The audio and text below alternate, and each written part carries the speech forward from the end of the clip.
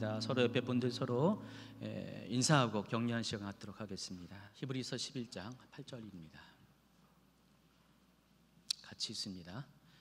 믿음으로 아브라함은 부르심을 받았을 때 순종하여 장래의 유업으로 받을 땅에 나아갈새 갈 바를 알지 못하고 나아갔습니다. 한 번만 더, 짧으니까 또 읽겠습니다. 믿음으로 아브라함은 부르심을 받았을 때 순종하여 장래의 유업으로 받을 땅에 나아갈새 갈 바를 알지 못하고 나아갔으며. 오늘 이 아브라함의 이야기가 여러분의 이야기가 되길 바랍니다. 이 아브라함의 이야기는 이 창세기뿐만 아니라 신구약 성경 여러 곳에서 곳곳에서 등장합니다. 제가 검색을 해봤습니다.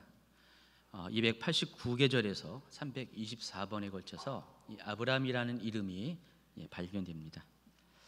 이참에 아브라함뿐만 아니라 또 다른 이름도 검색해봤어요. 여러분이 많이 사랑하는 이름 있죠? 다윗. 다윗은 903계절에서 1091번 발견됩니다. 그리고 성경에서 가장 많이 등장하는 이름이 예수님입니다. 예수라는 이름인데 묘 1419번 발견됩니다. 마태복음 1장 1절은 아브라함과 다윗의 자손 예수 그리스도의 계보라라는 말로 시작됩니다. 그런데 이 한 절 안에는 놀라운 구원의 비밀이 숨겨져 있음을 여러분이 아시기 바랍니다.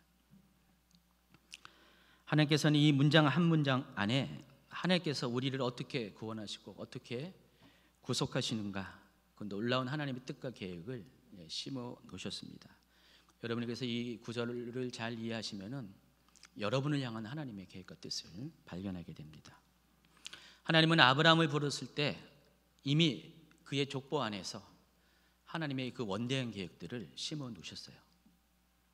오늘 마태복음 1장 1절부터 17절까지의 예수님의 족보가 쭉 나오는데, 하나님께서는 이미 아브라함을 선택했을 때 바로 예수 그리스도를 통한 하나님 나라의 구원을 이미 예정해 놓으셨다는 것입니다.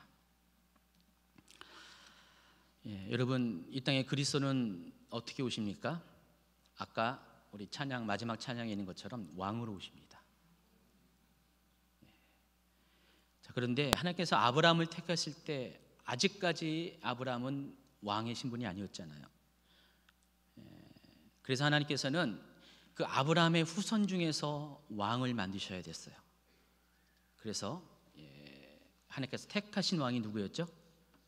다윗이었습니다. 아브라함과 다윗에 대해서 마태복음 1장 1절은 이야기하고 있습니다. 예수님은 바로 그 다윗의 후손으로 오셔야만 됐습니다. 그래서 그 다윗의 후손으로 오심을 통해서 이 땅에 왕 대신 그리스도로 오신 것들을, 그 예언들을 성취하셔야 됐습니다. 자, 결론적으로 말하면은 이 마태복음 1장 1절에 이런 뜻이 있습니다. 아브라함이라는 뿌리로부터 시작된 이 하나님 나라가, 그 하나님 나라의 구속사가 다윗을 통해서 꽃을 피우고 또 예수님에게서 열매를 맺게 된다. 자, 그 내용이 마태복음 1장 1절에 함축되어 있다는 것입니다. 그래서 마태복음은 이와 같이 예수님의 뿌리 찾기부터 시작되는 것이에요. 예수님의 뿌리가 어떻게 됐는가를 찾는 것부터 마태복음이 시작됩니다. 자, 그런데 이와 더불어 한 가지 더 알아야 될 사실이 있습니다. 바로 여러분과 관련된 아주 중요한 사실입니다. 자, 여러분은 육신으로는 하나님의 나라에 들어갈 수가 있습니까? 예수님의 혈통에 들어갈 수가 있습니까? 절대로 그렇지 없죠. 그런데 여러분은 믿음으로는 여러분도 예수님의 영적인 족보에 들어갈 수가 있습니다. 자, 그런데 그 길을 열어놓은 사람이 누굴까요? 오늘 주인공 아브라함입니다. 아브라함은 여러분으로 하여금 믿음으로 말미암아 예수님의 족보에 들어갈 수 있는 그 길을 열어놓은 사람입니다. 자, 예수님의 족보를 다른 말로 하면은 바로 천국에 들어갈 자격이라고 말합니다. 바로 생명책에 여러분의 이름이 기록될 수 있는 그것을 말하는 것입니다. 그 길을 누가 열었다고요? 물론 예수님이 열매를 맺은 것지만은 그 뿌리가 바로 아브라함이라는 것입니다. 바로 여기에 포인트가 있는 거예요. 이 가정에서의 아브라함의 역할이 이토록 중요하다는 것입니다. 아브라함의 한 사람의 믿음으로 말미암아, 그 전까지는 그러하지 않았는데 하나님께서 아브라함의 믿음을 통해서 이제 모든 인류가, 그 믿음의 고백을 하는 모든 인류가 똑같이 예수님의 족보에 들어갈 수 있는 자격을 열어 놓으셨다는 것입니다. 그래서 성경은 아브라함에 대해서 이렇게 평가합니다. 로마서 4장입니다. 우리 같이 읽도록 하겠습니다. 그런즉 육신으로 우리 조상인 아브라함이 무엇을 얻었다리요? 만일 아브라함이 행위로서 의롭다 하심을 받았으면 자랑할 것이 있으려니와 하나님 앞에서는 없느니라. 성경이 무엇을 말하느냐? 아브라함이 하나님을 믿음에 그것이 그에게 의로 여겨진 바 되었느니라. 계속해서 13절입니다. 아브라함이나 그 후손에게 세상의 상속자가 되리라고 하신 언약은 율법으로 말미암은 것이 아니요 오직 믿음의 의로 말미암은 것이니라. 16절입니다. 그러므로 상속자가 되는 그것이 은혜에 속하기 위하여 믿음으로 되나니 이는 그 약속을 그 모든 후손에게 굳게 하려 하심이라. 율법에 속한 자에게뿐만 아니라 아브라함의 믿음에 속한 자에게도 그러하니 아브라함은 우리 모든 사람의 조상이라. 아브라함은 우리 모든 믿음의 사람의 조상인 것입니다. 그러면 여러분이 아브라함에 대해서 잘 알아야 됩니다. 아브라함은 예수 그리스도의 육신적 혈통의 뿌리이고요, 또 영적으로는 믿음의 가문의 뿌리가 된다는 것입니다. 그래서 여러분이 아브라함이 어떻게 그런 믿음을 갖게 되었고, 어떤 방식으로 믿음의 길을 걷게 되었고, 또 마침내 그가 믿음의 조상이라 일컬음을 받게 되었는지에 대해서 오늘 말씀을 통해서 알아가야 됩니다. 그것으로 그치는 것이 아니라 우리 또한 어떻게 아브라함처럼 그 길을 따라갈 수 있는가에 대해서도 교훈을 받아야 됩니다. 그래서 여러분이 하나님의 인도함을 받는 그 길에 있어서 아브라함과 같이 최고의 샘플은 없는 것이에요. 이미 여러분은 아브라함의 인생에 대해서 많이 들었지만은 오늘 다시 한번 여러분에게 정리해서 아브라함이 어떻게 하나님께 인도함을 받았는지 그 길의 과정들을 몇 단계에 걸쳐서 소개를 하려고 합니다. 첫 번째, 여러분이 하나님께 인도함을 받으려면 아브라함처럼 떠나야 돼요. 창세기 12장 1절은 이제 본격적으로 하나님의 구속사 가운데 등장하는 아브라함의 이야기가 기록되어 있습니다. 1절 같이 있습니다. 여호와께서 아브라함에게 이르시되 너는 너의 고향과 친척과 아버지의 집을 떠나 내가 내게 보여줄 땅으로 가라. 바로 이때부터 아까 말씀드린 마태복음 1장 1절의 족보가 시작되는 것입니다. 하나님은 아브라함이라는 한 사람의 인생에 관여하셨습니다. 그리고 그를 통해서 모든 인류의 구속을 바라보셨습니다. 아브라함은 한번 적어도 하나님이 자기 인생 가운데 찾아올 때 자기를 통해서 그러한 일이 있을 것이라고 꿈에도 생각하지 못했을 것입니다. 그런 하나님은 처음부터 그 계획을 가지고 계셨고 그 계획 가운데 아브라함을 택하셨다는 것입니다. 여기에서 핵심은 떠나감입니다. 구체적으로 1절은 세 가지 영역에서의 떠남을 이야기합니다. 고향, 친척, 아버지의 집입니다. 제일 먼저 떠나야 될 것이 고향이라고 했습니다. 아브라함의 고향이 어딘지 아십니까?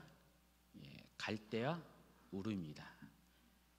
창세기 11장 31절에 보면은 데라가 그 아들 아브람과 하란의 아들인 그의 손자 롯과 그의 며느리 아브라함의 아내 사레를 데리고 갈대아인의 우르를 떠나 가나안 땅으로 가고자 하더니, 여기 보면은 아브라함의 아버지 이름이 데라라고 나와 있고요, 그 데라의 가문이 살고 있는 고향, 아브라함의 고향이 갈대아인의 우르라고 나와 있습니다.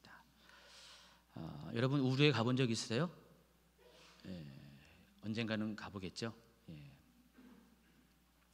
아브라함은 갈대아 우르의 사람이었어요. 그러니까 갈대아라는 그 이름은 당시 그 바벨론 지역, 메소포타미아 남부 지역의 어떤 그 시날 평지를 중심으로 해서 그 지역을 가리키는 용어였습니다. 그러다가 이게 점점 바벨론 사람을 가리키는 용어로 바뀌었어요. 여기 보면 갈대아인의 우르라고 했으면은 결과적으로 이 바벨론 시대에 따지면 바벨론 사람들이 사는 우르라는 도시라고 설명할 수가 있습니다. 어쨌든 이 우르는 그 지방의 가장 중심적인 도시 중에 하나였습니다. 자, 우르가 어떻게 중요하냐면은 바로 그 옆에가 신할 땅입니다. 여러분 지도에 보는 것처럼 신할 땅이 바로 옆이죠. 신할 땅에서 어떤 일이 일어났죠? 바벨탑 사건이 일어났습니다. 바벨탑이 세워진 장소가 신할 평지라고 했습니다. 성경도 그렇지만은 모든 그 학자들은 우르에 대해서 아주 부정적인 보고를 합니다. 왜냐하면 이 우르는 온갖 미신과 우상 숭배가 가득한 도시였기 때문입니다.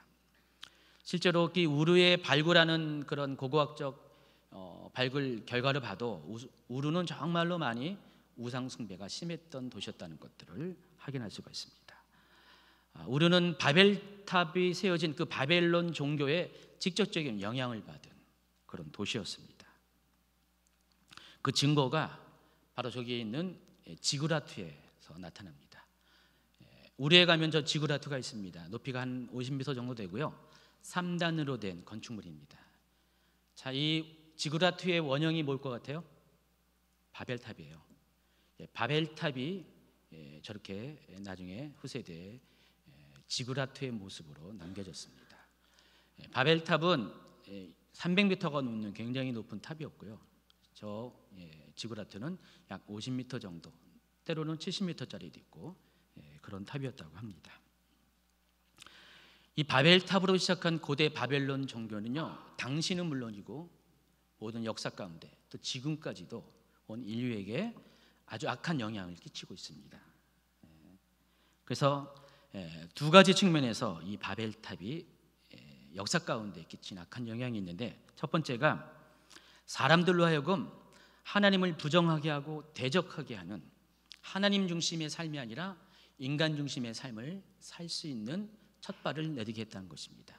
바로 인본주의가 이 바벨탑에서부터 시작됐고요.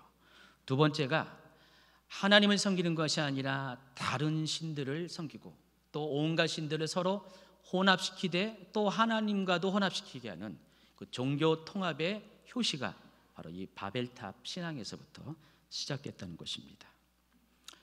그래서 우리가 알거니와 이 바벨탑, 고대 바벨론은 이 악한 영이 어떻게 하나님을 대적하는 종교와 문화와 사상과 이런 모든 것들을 시작했는지 그 종교 문화적 뿌리를 설명할 때 이 바벨탑을 이야기합니다. 자, 그런데 이 아브라함은 바로 이 바벨탑이 세워진 그 당시 또 그 지역에서 함께 그 바벨탑 문화를 공존했던 사람 가운데 살았던 사람이라는 것입니다. 지리적으로 우르는 바벨탑이 세워진 그 신할 평지와 그렇게 크게 떨어지지 않았습니다. 바로 옆에 있고요. 또 시기적으로도 이 아브라함은 바벨탑이 세워진 그 비슷한 시기에 태어났습니다.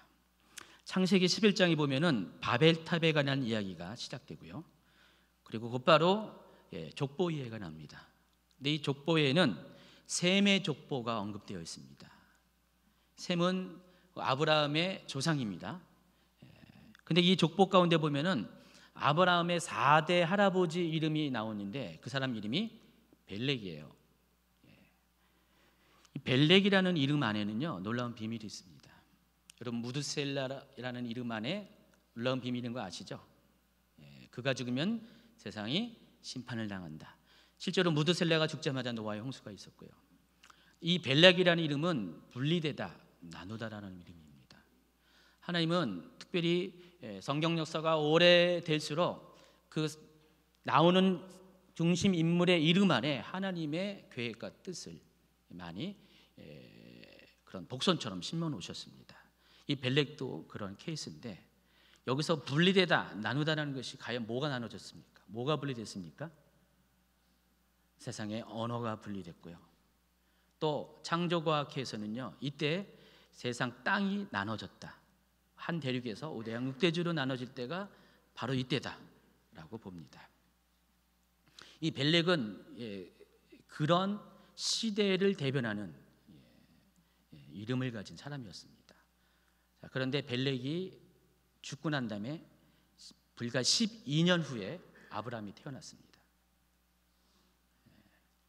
벨렉이라는 이름 자체가 바벨탑 사건으로 인해서 생겨나는 이름이고, 그 벨렉이 죽고 12년 후에 아브라함이 태어났습니다. 자, 그렇게 보면은 이 아브라함이 과연 바벨탑의 영향 가운데 멀리 떨어져 있을까요? 아닙니다. 공간적으로도 또 시기적으로도 아브라함은 이 바벨 문화에 깊이 관련된 사람이라는 것입니다. 그런데 그럼에도 불구하고 하나님께서 왜 그런 아브라함을 선택했을까에 대해서 여러분이 의문을 가져야 합니다. 굳이 아브라함이 아니어도 되지 않을까요? 그 시대에 사람이 없을까요? 많이 있습니다. 꼭 아브라함만 의로운 사람일까요? 그러지 않습니다. 여러분 잘 알고 있는 욥이라는 사람, 언제적 사람인지 아십니까? 아브라함과 동시대 사람입니다. 그거 모르셨나요? 아브라함은 창세기 구약성경 맨 앞에 있고 욥은 한참 뒤에 중간에 있어가지고, 그래서 여러분 연대기 성경을 공부하셔야 돼요. 연대기를 보면은 아브라함과 욥은 동시대의 사람이었어요. 근데 여러분이 알고 있는 욥은 어떤 사람이에요? 의로운 자였어요. 정직한 자였어요. 당대의 완전한 사람이었습니다. 하나님도 인정하는 사람이었어요. 만약에 여러분이 하나님이라면은 아브라함과 욥을 두고 둘 중에 누구를 선택했을까요? 하나님이 그 원대한 인류 구원의 역사를 시작할 때 그 주인공으로 누구를 선택했을 것 같아요?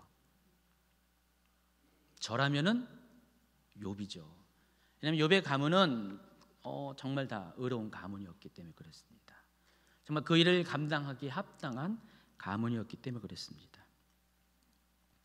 그런데 하나님께서는 이 중요한 순간에 하나님의 선택은 욥이 아닌 아브라함을 행했다는 것입니다. 왜 하필 하나님을 대적하고 하나님을 반대하고 온갖 음란과 우상 숭배의 문화 가운데 또 그 집안도 그러한 집안의 자녀인 아브라함을 택하야만 했을까? 왜 그랬을까 도대체? 그래서 묵상을 해봤습니다. 아브라함이 바로 그 영적으로 타락하고 가장 하나님을 대적하는 문화에 찌든 바로 그 시대 그 장소에 그 가문에서 태어나고 자란 사람이기 때문에 그렇다는 것입니다. 좀 이해하기 쉽게 설명하겠습니다. 아브라함은 도저히 의인으로 성장할 수 없는 악한 환경 가운데 태어난 사람이었어요. 하나님의 선택을 받을 만한 그런 가문의 배경을 가지고 태어난 것이 아니었습니다. 그런데 그럼에도 불구하고 아브라함에게는 하나님께서 아브라함은 선택할 수밖에 없는 아주 중요한 요소가 있습니다. 그럼에도 불구하고 아브라함은 하나님의 음성을 들었다는 것입니다. 이게 굉장히 중요한 겁니다. 또 한 가지는 하나님의 음성을 듣고 그 명령에 믿음으로 반응했다는 것입니다. 순종했던 사람이라는 것입니다. 그래서 하나님께서 이 아브라함을 통해서 그 이후에 태어날 모든 세대 가운데 전하고자 하는 메시지가 있습니다. 자, 봐라. 아브라함도 그렇게 죄악된 셈, 죄악된 곳에서, 죄악된 가문에서 태어났지만은 그가 하나님 앞에 믿음의 고백으로 나왔을 때 그를 통해서 하나님께서 온 인류를 구원하는 바로 그 믿음의 조상이 되게 하지 않았느냐? 너희들도 마찬가지다. 너희들도 아브라함 같이 될 수 있다라는 바로 그 소망을 불어넣어 주시기 위해서 욥과 아브라함 중에서 아브라함을 택하셨다는 것입니다. 하나님은요, 이미 천국에 있는 자를 부르시는 게 아니라 죄악된 세상에 있는 자를 불러서 천국으로 인도하십니다. 이게 아브라함의 하나님의 뜻입니다. 여러분 동의하시죠? 예. 자, 그렇다면 그 일에 가장 적합한 사람이 누구예요? 아브라함이라는 것입니다. 욥이 아니에요. 예. 그래서 하나님은 이 메시지를 전하기 위해서 아브라함을 선택하셨다는 것입니다. 아브라함은 이 같은 과정을 통해서 오직 믿음으로 하나님 나라의 구원을 참여하고자 하는 모든 믿는 사람의 조상이 된 것입니다. 자, 그런데 그런 아브라함에게 하나님께서 제일 먼저 하신 명령이 뭐예요? 떠나라는 것이죠. 이 말의 의미는 아브라함이 지금까지 살았던 그런 모든 악한 영적인 환경에서 떠나라는 것을 의미하는 것입니다. 하나님이 여러분을 아브라함처럼 부르셨을 때, 또 여러분에게 아브라함의 길처럼 하나님의 길을 따르라고 명령하실 때, 제일 먼저 여러분에게 요구하시고 또 여러분이 반응해야 될 그것은 떠나는 것입니다. 제약된 환경, 죄악된 삶에서 과감하게 떠나는 것이 첫 번째, 하나님으로부터 길을 인도함을 받는 사람의 첫 번째 단계, 꼭 기억하시기 바랍니다. 자, 그런데 당시 상황에서 자신의 고향을 떠난다는 거 쉬운 게 아니었어요. 지금도 어려운데 그때 당시 아브라함 시대 때는 고향을 떠난다는 것은 아주 그냥 놀라운 결단이었어요. 모든 기득권을 포기하는 것, 그 정도는 할 수가 있는데, 실은 자기가 여지껏 누렸던 모든 관계에서 떠나는 것이고, 어쩌면 이것은 생명을 담보로 하는 선택일 수가 있어요. 당시 시대는 혈연 중심의 부족 국가였어요, 전부 다. 그래서 혈연이 아니고서는 그 공동체에 들어갈 수 없는 상황이었습니다. 근데 아브라함이 갈대아 우르에서 조상 대대로 살아왔던 그 혈연 공동체에서 떠난다는 것은, 그리고 낯선 곳에 간다는 것은 그런 자기를 보호하는 모든 환경에서 스스로 보호막을 열어 제치는 위험한 결단이라는 것입니다. 자, 그 단편적인 예가 창세기 19장에 나와 있는데, 소돔과 고모라에서 롯이 소돔과 고모라 사람들에게 취급받는 그 장면이 있습니다. 19장 9절입니다. 그들이 이르되 너는 물러나라. 또 이르되 이자가 들어와서 거류하면서 우리의 법관이 되려 하는도다. 이제 우리가 그들보다 너를 더 헤아리라 하고 롯을 미치며 가까이 가서 그 문을 부수려고 하는지라. 여러분, 롯은 아브라함과 함께 고향을 떠나서 가나안까지 왔는데, 두 가문이 점점 번성하게 되자 어쩔 수 없이 분리를 선택했고요. 아브라함은 광야로 들어갔고, 개척되지 않은 땅으로 갔고, 롯은 모든 것이 풍족한 소돔과 고모라로 들어갔습니다. 그곳에서 롯은 어떻게 했어요? 정착의 단계를 과정을 겪었겠죠. 그리고 마침내 정착을 했습니다. 그런데 어떤 상황이 되니까 사람들이 어떻게 반응했어요? 이방인으로 배척했습니다. 실제로 그런 일들이 그때 많이 있었고, 아브라함도 그러한 상황이 될 수밖에 없는데, 그럼에도 불구하고 아브라함은 그것을 선택했다는 것입니다. 또 창세기 12장 1절에는 두 번째로 친척을 떠나라고 그랬고, 아버지 집을 떠나라고 그랬습니다. 여러분, 아브라함과 데라는 부자지간이지만 상당히 달랐습니다. 성경에 보니까 데라를 이렇게 묘사를 하고 있어요. 여호수아서 24장 2절. 여호수아가 모든 백성에게 이르되 이스라엘 하나님 여호와께서 이같이 말씀하시기를 옛적에 너희의 조상들 곧 아브라함의 아버지 나홀의 아버지 데라가 강 저쪽에 거주하며 다른 신들을 섬겼다 그랬습니다. 실제로 이 유대인의 전승에 의하면은, 성경이 나오는 게 아니라 유대인의 전승에 의하면은, 이 여호수아 24장 2절 말씀처럼 데라는 우상 숭배자였어요. 그런데 아브라함은 그런 아버지 데라와는 달랐다는 것입니다. 어느 날 전승에 의하면은, 어느 날 이 아브라함이 아버지가 그렇게 열렬히 추종하는 그 우르 땅에 여러 신들이 많았는데 그 달신의 신전을 회파하는 사건이 일어납니다.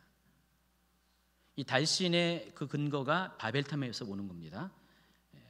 근데 그 달신을 회파하는 사건이 벌어지고, 데라는 직접적으로 이것에 대해서 연관이 될 수밖에 없어요. 왜냐하면 자기 아들이 그렇게 했으니까. 여러분, 사사기 봐도 기드온이 그런 일을 했죠. 바알과 아세라 신을 회파시켰습니다. 바알 신전을 회파시키고 아세라 상을 찍어버렸죠. 난리가 났었죠. 그때 기드온의 아버지는 오히려 기드온을 두둔하면서 결국은 그 사람들이 하나님 신앙으로, 여호와 신앙으로 돌아가게끔 역할을 했지만 데라는 그런 것 같지 않습니다. 도망갔습니다. 신변의 위협을 느꼈기 때문에. 그래서 960km나 떨어진 이 하란 지방으로 도망을 했습니다. 당시는 상당한 거리에 있어요, 하란이. 데라가 하란으로 가고 싶었을까요? 절대로 가고 싶지 않았을 것입니다. 이미 그는 이 갈대아 우리의 문명을 다 누리고 있었고요. 또 그가 좋아하는 그런 우상 숭배에 깊이 빠져 있었는데 그런 모든 건 내려놓고 아브라함은 믿음을 쫓아 나갔지만은 이 데라는 신변의 위험 때문에 어쩔 수 없이 도망을 치는 신세가 됐습니다. 자, 그런데 이 하란 역시 메소포타미아와 우르와 그 정도의 차이가 같이 똑같은 메소포타미아 문명권에 있었기 때문에 여전히 여기도 우상 숭배가 있었다는 것입니다. 결국 데라는 우상 숭배하다가 하란에서 죽었습니다. 마침내 아버지 데라가 죽자 하나님께서는 아브라함에게 본격적으로 믿음의 여정을 떠날 것을 강력히 요구합니다. 이제는 친척 아버지의 집까지 완전히 떠나라는 것입니다. 이렇게 하신 이유가 있어요. 이미 우르를 떠나왔지만 여전히 아브라함은 아버지 집에 친척의 관계 가운데 묶여 있었습니다. 그러다 보니까 완전히 하나님만을 섬길 수 있는 환경이 되지 못했습니다. 그래서 하나님은 그것마저 떠날 것을 명령하신 것입니다. 이처럼 고향 친척 아버지의 집으로 표현된 모든 죄와 연관된 삶, 그런 관계에서 이제는 완전히 떠날 것을 하나님께서는 명령합니다. 여러분, 하나님께서 인도함을 받은 자의 첫 번째 선택, 결단, 단계는 여러분이 묵고 있는, 여러분이 속해 있던 모든 죄된 환경에서 완전히 떠나는 것입니다. 여러분께 떠났습니까? 아직 걸쳐 있는 분 계시긴 계시죠? 비록 우르에서 떠났지만은 아직 하란에 한 발을 딛고 계신 분이 있을 것입니다. 아브라함은 75세 때 이 일을 행했습니다. 근데 문제가 있어요. 하나님이 가라고 했는데 어딜 가라고 명령을 하지 않았다는 것입니다. 그 12장 1절 후반부에 보면은 내게 보여줄 땅으로 가라 그랬어요. 어디로 가라 구체적인 장소로 언급한 게 아니라 내게 보여줄 땅. 여기서 보여주리라는 단어가 히브리어 문법으로는 미래 미완료형이라고 합니다. 그래서 이런 뜻이에요. 아직까지는 보이지 않지만 미래에는 구체적으로 보여줄 그곳. 현재까지는 아브라함에게는 보여지지 않았는데 가다 보면은 하나님께서 서서히 보여줄 그 땅으로 가라는 명령이었습니다. 히브리서 11장 8절 오늘 이 본문도 그것을 증명합니다. 믿음으로 아브라함은 부르심을 받았을 때 순종하여 장래의 유업으로 받을 땅에 나아갈새 갈 바를 알지 못하고 나아갔다 그랬죠. 분명히 말씀했죠. 갈 바를 알지 못했다는 것입니다. 그런데 믿음의 사람은 바로 여기서 내 믿음을 확인할 수가 있습니다. 대부분의 사람들은 이 갈 바를 알지 못할 때는 순종하기가 어렵죠.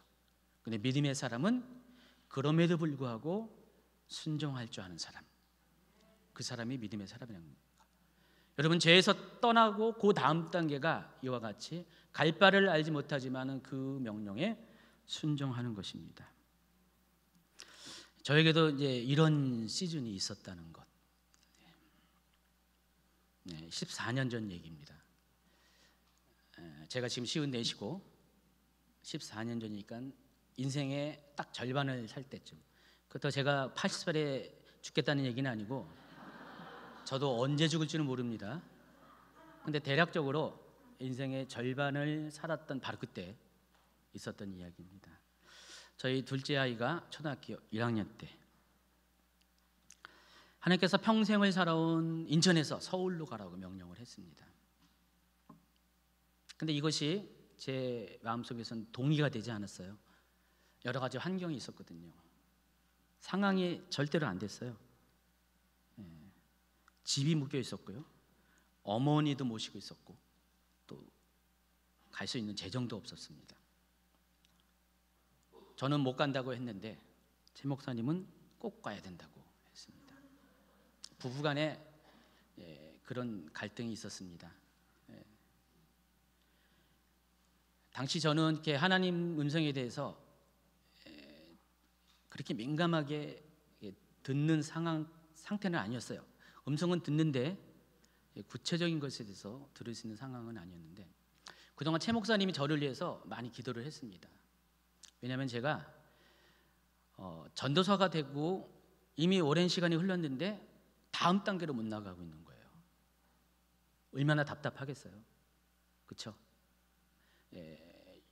한마디로 이제 복장이 터지는 겁니다. 최 목사님이 그 때문에 많이 힘들어했고 저를 위해서 기도했는데, 여러분 아마 최 목사님 중보기도 강의 때 아마 간증 들었을 거예요.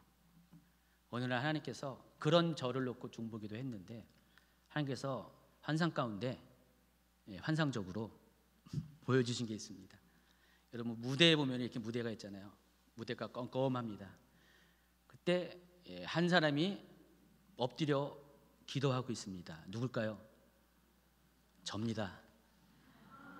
어두운 가운데 그냥 한 가지 조명이 저를 비추고 있대요. 환상으로 보여준대. 근데 제 등 위에 넓고 무거운 그 바위 같은 것이 딱 얹혀져 있대요. 그리고 제가 그 무게를 가지고 하나님께 눈물을 흘리면서 기도를 하고 있다고 합니다. 그래서 최 목사님이 그것을 확인한 후에 아마 기도했던 것 같아요. 하나님, 남편의 무거운 짐을 벗어주시고, 그리고 하나님이 약속한 그 길을 가게 해달라고. 하나님이 약속한 그 길이 뭐겠어요? 주의 종으로 부름 받았다면은 주의 종으로 당당히 나아가는 거죠. 근데 제가 계속 발목을 잡고 있었어요. 아까 말한 그 여러 가지 요소들. 제가 21살 때 군대를 갔는데 군대 간 이유가 도망친 겁니다. 집안이 너무 어려워서 대학교 다니다가 도저히 등록을 못한 상황에 피해서 자원 입대했어요. 제가 군번이 그래서 달라요. 8로 시작합니다. 모르죠? 지원 군병. 그래서 군대를 가면은 좀 갔다 오면 나아질까 했는데 갔다 오니까 완전히 집안이 망했어요. 경제적으로. 그때부터 제가 돈을 벌기 시작해가지고요. 어떨 때는 낮에는 공부하고 밤에는 일하고 거꾸로 뒤바뀌기도 하고 그런 시간을 몇 년을 보냈습니다. 제 학비도 물론이거니와 부모님의 생활비의 절반을 책임져야 되는 그런 좀 고된 시간이 있었어요. 그러다가 결혼을 했는데 가정을 꾸리고 아이도 낳고 또 결혼하는 그 해에 신학도 다시 들어갔죠. 짐이 엄청 많았는데 졸업하고 전도 생활하고 직장 여전히 같이 병행하고 있는 그때 다른 모든 사람들은 그 약속대로 하나님이 그 사람을 주의 종으로 세웠다는 그 약속대로 나아가는데 저는 그 약속대로 나아가지 못하고 계속해서 머무는 거였어요. 앞으로 가지도 못하고 뒤로도 못 가고 그런 제가 답답하고 안타까웠나 봐요. 그래서 최 목사님이 저를 위해서 많이 중보했고, 그리고 하나님께서 더 이상은 안 됐는지 인천에서 서울로 떠나갈 것을 명령했습니다. 그래야지 다음 단계로 나아갈 수 있기 때문에 최 목사님이 그 약속을 붙잡은 거예요. 그리고 그렇게 요구를 한 거죠. 잠시간의 갈등을 겪다가 제가 최 목사님한테 제안을 했습니다. 지금은 상황이 안 되는데 어떻게 가냐? 도저히 안 되는데 나도 방법만 하면은 갈 수 있다. 그래서 그랬어요. 하나님께서 이 묶여 있는 집이 풀어 주신다면은 1년 동안 묶여 있었거든요. 사연은 다 말할 수가 없고요. 길어서. 그래서 이 문제를 해결해 주면은 가겠다고 했어요. 근데 말이 너무 무섭더라고요. 그 말 하자마자 며칠 안 돼가지고 하나님이 즉각적으로 해결해 줬어요. 마치 기다렸다듯이 하나님이 놀라운 방법으로 그 문제를 해결해 줬고요. 저는 따라갈 수밖에 없었습니다. 결국 서울로 갔습니다. 근데 그때부터 제 인생 가운데 2라운드가 시작됩니다. 저는 지금 그때가 갈대아 우르에서 하란으로 간 것 같았어요. 근데 그때부터 오랜 시간 광야 시간들을 허락하신 것 같아요. 많은 힘든 일이 있었고 어려운 일이 있었고 평생 처음 겪어보는 일들을 많이 겪어봤습니다. 자제관 한 시즌은 2년 동안 이사를 5번을 했습니다. 한 달 전에 이사하고 한 달 후에 또 이사해야 되고 뭐. 그래서 우리 아이들이 많이 힘들었었고 큰애가 많이 힘들었을 거예요. 거의 한 10년 가까이 하나님께서 그 시간들을 허락하셨고, 그래서 여러 가지 관계의 단절도 또 재정적인 그 절벽 떨어지는 경험도 해보시고요. 많은 어떤 훈련의 시간을 겪어야만 했습니다. 어떻게 보면은 저 사람 인생 왜 저래? 라고 말할 수가 있을 거예요. 근데 하나님께서 그 시간을 허락하셨다는 것입니다.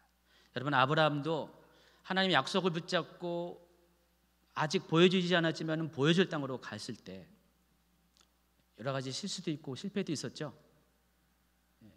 아직 약속이 성취되기 전에 애굽 땅에서 한번 수치를 경험하고 또 그 후속으로 하나님이 원치 않은 그런 아들도 생겨나고, 그런 실수를 통해서 결국은 아브라함이 하나님의 약속을 이뤘잖아요. 근데 그 과정을 저도 겪었다는 것입니다. 제가 그래서 최 목사 밑에 감사한 것은 그땐 제가 약간 어두웠고 아둔했는데 저를 인도해 줬다는 것. 아까 제가 이런 얘기를 못하고 그냥 힘든 얘기만 했었어요. 최 목사님이 나중에 설교 끝나고 나서 내려가서 막 울더라고요. 그 아픈 때 생각이 나나 봐요. 근데 그때는 미처 얘기 못했지만은 아닙니다. 정말 그때 그 약속이 없었다면은 그 시간들을 통과하지 못했던 것 같습니다. 어쨌든 제가 그때는 정말 갈 바를 몰랐었어요. 막막했습니다. 우리 교회 성도 중에서 부탁되고 교회 따라서 이쪽으로 이사한 분들이 몇 분 계세요. 여기 안지사님 같은 경우도 그렇게 했는데 한 2, 3년을 엄청 고생했죠. 서울에 있었으면 정말 편하게 계셨을 텐데 여기 오셔가지고 엄청 고생했죠. 저기 계시는 울고 계시는 이보아 집사님도 그랬고 그런 분들이 많이 있습니다. 저도 똑같았어요. 도저히 인천에 있어서는 안 돼서 서울로 갔고, 하나님이 본격적으로 저희를 훈련시키고 정말 하나님의 약속을 잉태했으니까 이루어 주려고 하나님 구체적인 걸음을 걷게 하는데, 저는 계속 망설였고 주저했고 모든 환경 탓을 하면서 도저히 못 간다고 했는데 하나님께서 그렇게 최 목사님을 통해서, 중보자를 통해서 그렇게 인도하셨습니다. 어쨌든 바로 그 시간들을 통해서, 그리고 그 순종을 통해서, 그 약속을 붙잡는 것을 통해서 하나님께서 지금 이곳에 저희를 있게 하신 것 같아요. 그래서 저는 아브라함이 어떤지 조금은 이해해요. 이와 같이 하나님 나라의 계획에 참여하는 사람들에게 두 번째 요구하는 것은 순종입니다. 어떤 상황 가운데서도 하나님은 하나님이 말씀하신 것에 대해서 순종하는 것, 그것이 비록 현실 가운데 보여지지 않고 미래에 보여질 것이라 할지라도, 여러분 히브리서는 그 얘기 하잖아요. 11장은 믿음에 대해서 얘기할 때 바로 그 얘기 하잖아요. 그래서 우리에게 이때 필요한 것은 먼저는 하나님의 음성을 들을 수 있는 귀가 열려야 되고, 또 들었다면은 믿음으로 순종하는 반응을 보여야 한다는 것입니다. 그때 최 목사님이, 그리고 또 제가 거기에 순종하지 않았다면은 저는 아마도 지금 여전히 직장 생활했을 거예요. 여전히 전도사였을 거예요. 제가 13년 만에 전도사 생활, 13년 전에 만에 목사 안수를 받았거든요. 여전히 아마 그랬을 것 같아요. 제가 보더라도 여전히 하나님께서 저를 통해서 이루고자 하는 하나님의 뜻을 성취하지 못했을 거예요. 근데 그때 그 선택이 오늘날 저를 있게 한 것 같습니다. 자, 세 번째입니다. 하나님의 길을, 하나님으로부터 길을 인도함 받기를 원하는 분은 하나님의 약속을 붙잡는 것입니다.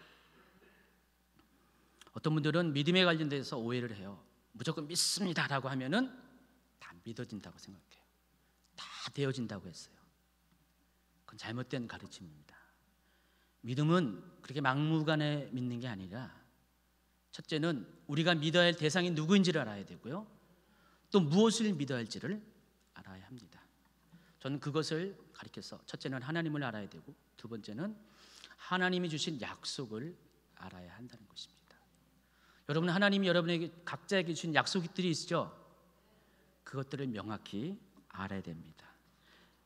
창세기 12장 2절 3절에는 그 약속에 대해서 이렇게 설명합니다. 내가 너로 큰 민족을 이루고 내게 복을 주어 내 이름으로 창대하게 하리니 너는 복이 될지라. 너를 축복하는 자에게는 내게 복을 내리고 너를 저주하는 자에게는 내가 저주하리니 땅의 모든 족속이 너로 말미암아 복을 얻을 것이라. 바로 이것이 하나님이 아브라함에게 주신 약속의 내용이라는 것입니다. 컨텐츠예요. 여러분이 만약에 여러분의 삶 가운데 이러한 약속을 받지 않았으면 움직이지 마세요.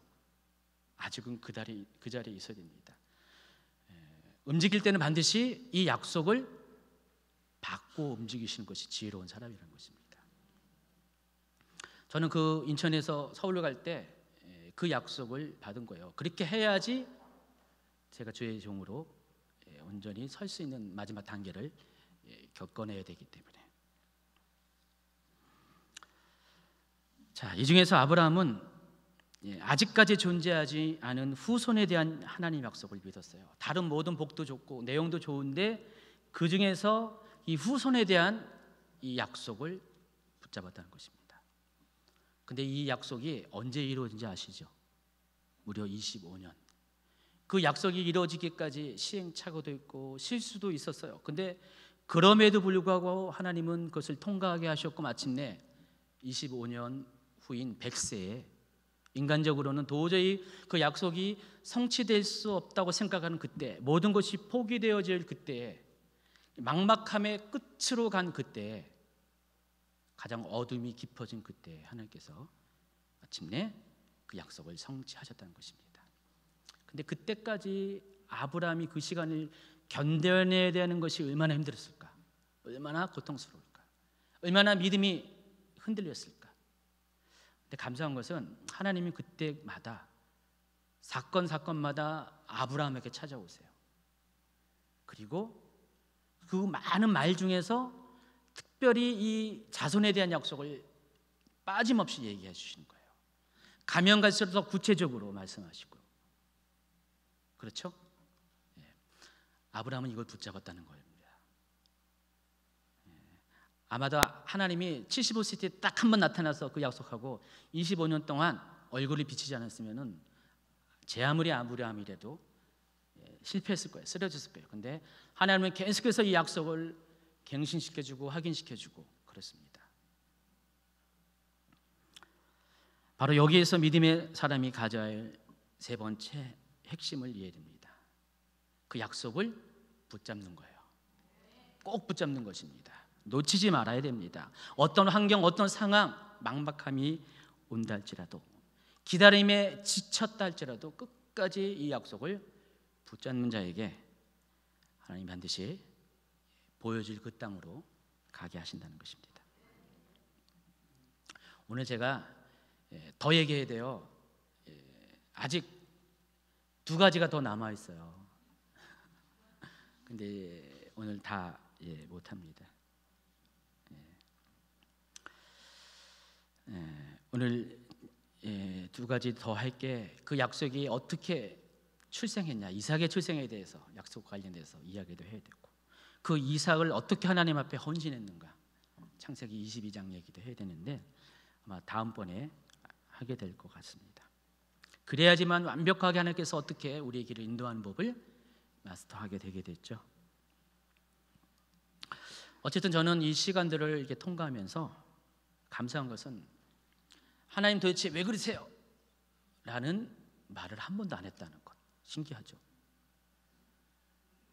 제가 어느 날 돌아봤는데 한 번도 그런 적이 없어요.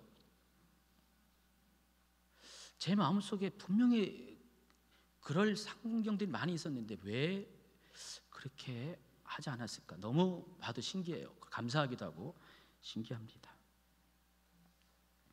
근데 제 속에 한 가지 있었던 게 있어요. 저는 뭐 떠들썩하게 하나님을 경험하고 뭘 보고 느끼고 경험하고 그런 건 별로 없어도요, 하나님을 신뢰하는 것은 믿음 생활을 하면서부터 처음부터 지금까지 하나님을 신뢰한다는 겁니다. 하나님은 좋으신 하나님이죠. 말로만요? 아니에요. 저는 좋으신 하나님을 신뢰해요. 그러다 보니까 어떤 상황 가운데서도 하나님이 해주실 거야.